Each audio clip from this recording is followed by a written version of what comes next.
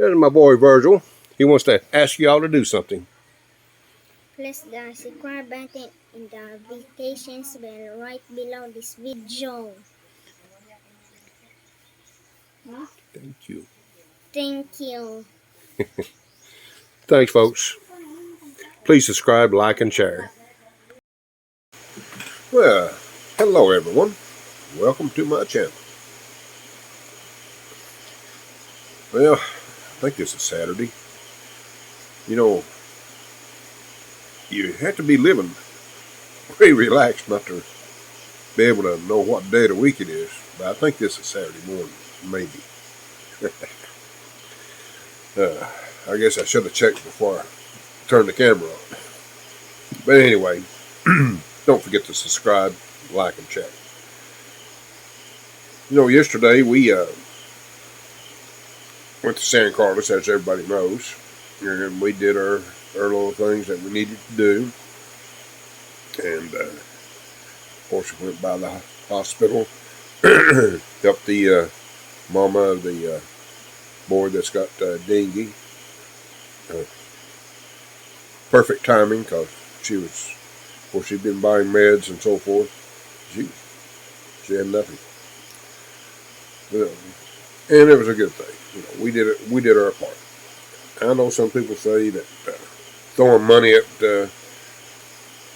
these people is not a good thing. But this family here is basically self-supporting most of the time. You know, they all work, and the boys, one I think, the oldest, I think he's already graduated. I'm not 100% sure on that. And he's, I think he's already gone to Cebu or someplace and actually working, trying to get his own life together. So that leaves him with the other two boys. The youngest, which is, I think about 11 or 12, thereabouts. He helps around here quite a bit, around my house. And I joke with him from time to time. I nicknamed him Tarzan because I just thought it was funny. And with all that said and done, I feel good about some of the things that I've been able to do. In a time of need, it's made me feel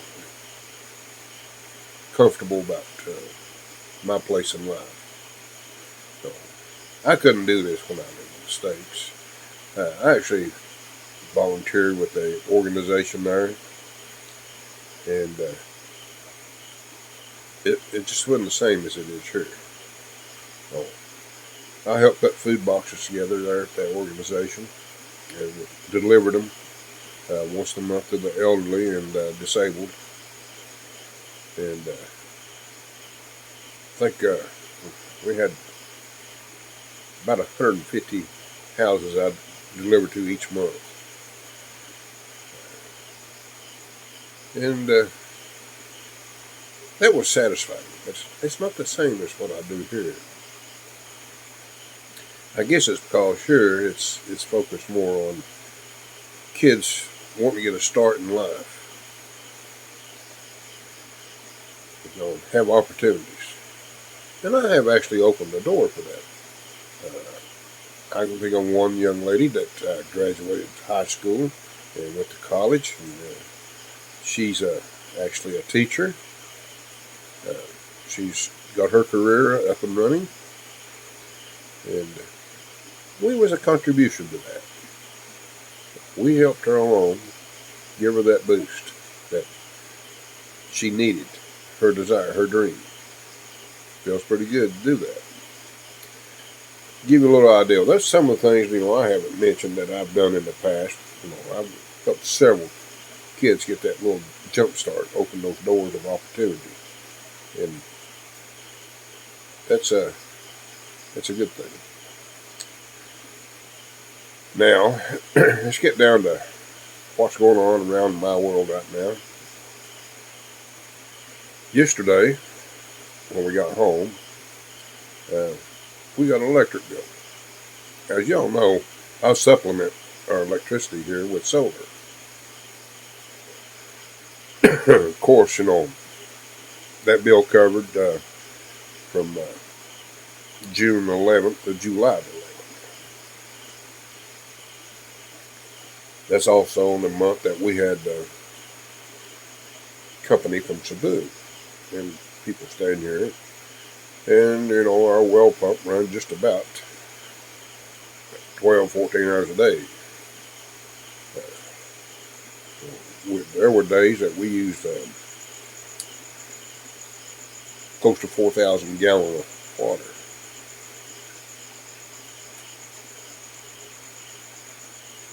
And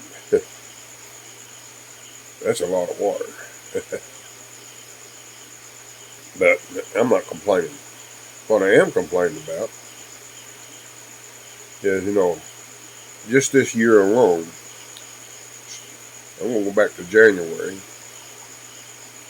Our electric bill used to run, roughly between $40, $45, something like that. And that's roughly, I'm trying to do the math, about 20 cents a kilowatt, or 10 pesos a kilowatt.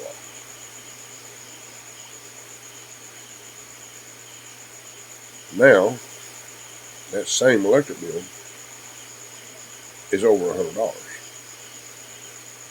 with basically the same kilowatts used.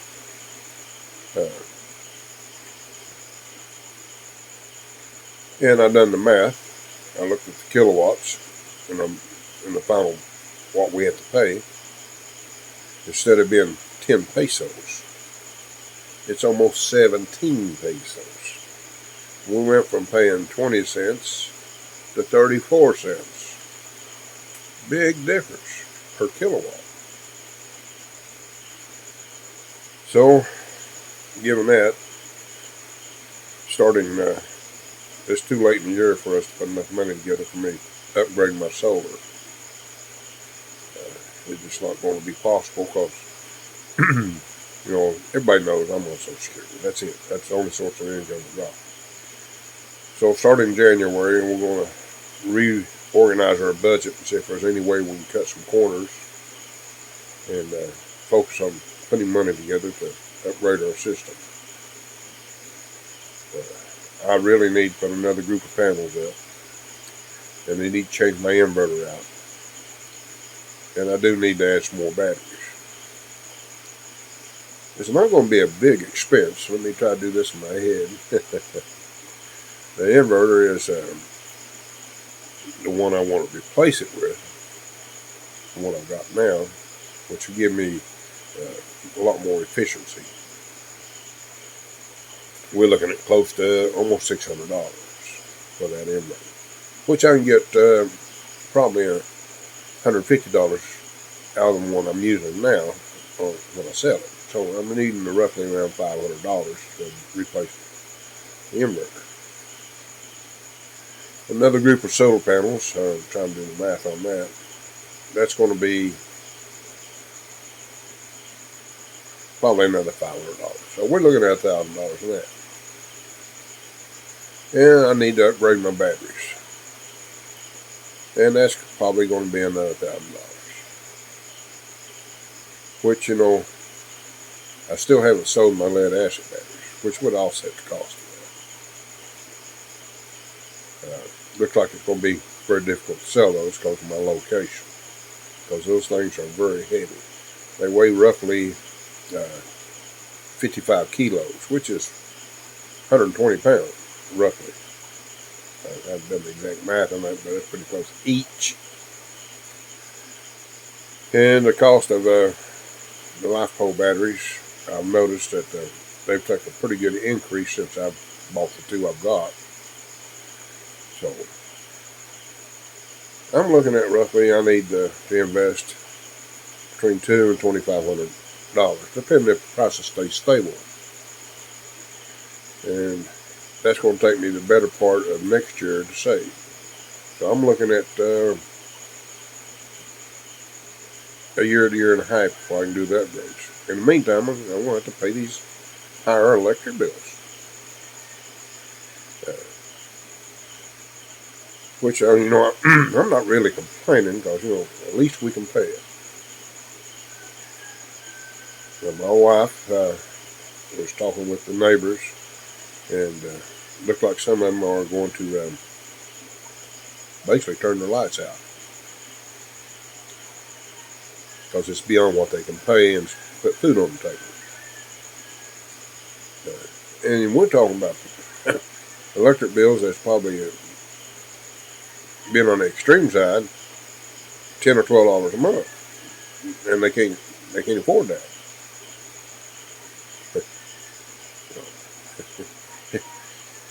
When you're talking about electric bill of less than 1,000 pesos, which is roughly $20, that don't sound like much. But it's sad that these families are going to have to turn their lights out because, see, their income don't increase. No, they still make it.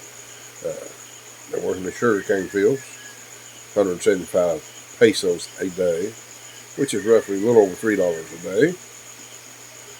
And you take, usually it's a family deal, and the mom also does the sugarcane. So they're looking at $6 a day, roughly, or maybe $7. And you take $7 a day, that's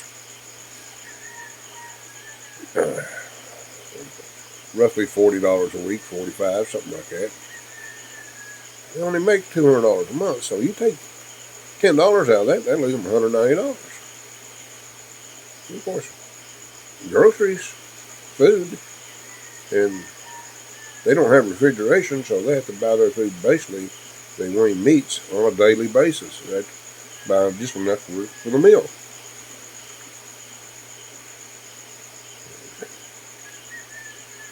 But that's just the way it is here. I'm just letting people be aware how tough it is for some communities that live out here in the farmlands, sugarcane fields. This island's basically all sugarcane. You get into higher elevations, you get into the rice fields, the terraces as they call them. And I'm sure the labor's similar to the sugarcane. And then you got the vegetables, which is in higher elevations. And our vegetables are still affordable, even though they've took an increase. But the good part about this, everything is basically organic. You don't see chemical trucks running around with these farmlands. You don't see it readily available for chemicals to put on there. They do have organic fertilizer. I've seen that. That comes from most of it comes from where they make alcohol from the leftover sugarcane tops and so forth. And what's left over from that is actually produced into making fertilizer. So there's not a lot of waste. Everything's pretty well used. But that's the way it is here. But I live good. Of course, we're going to have to reorganize our budget too, because things have gotten expensive. We want to cut corners, reduce some cost. Our groceries, and Grace has bought less. Each month she's buying less, but paying more. Of course, I don't need more. It's good I'm getting less. I'm overweight. But that's beside the point. It just makes you think about it.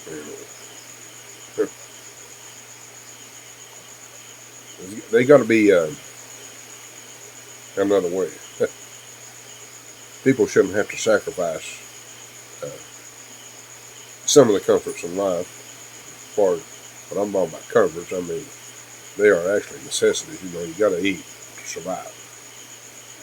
But when you have to give up a comfort like lighting, a fan, that's, to me, that's extreme. You know? So I watched this community go from a handful having electricity to went from probably about 10% of the people had electricity. Now there's probably 40 to 50%, and that's going to drop again. They're going. That's sad. Getting electricity here is an art.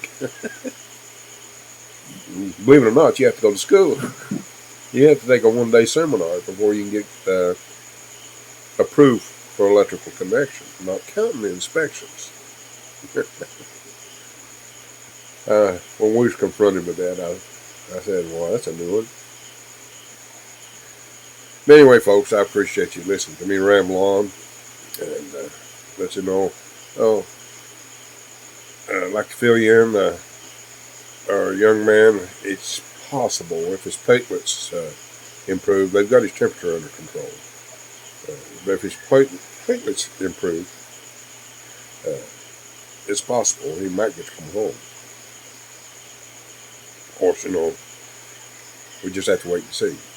But thanks for watching, and do that one little favor of mine: subscribe, like, and share.